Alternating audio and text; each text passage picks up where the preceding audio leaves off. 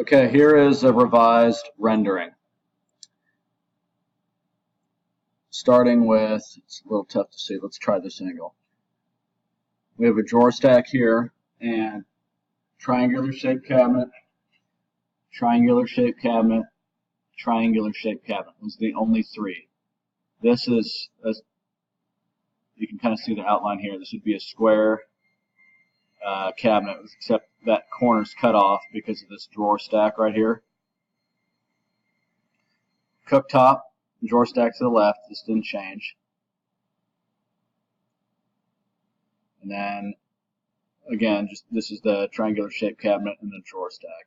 These here, I would suggest keeping this square, and then angle this one. Otherwise, that's going to be pretty visible of what's going on there. And we took out the floating shelves. So this cabinet ends 5 3/4 of an inch from the corner. The same thing here. From this point to that point is 5 3/4. This is a set point here. This just terminates into the wall.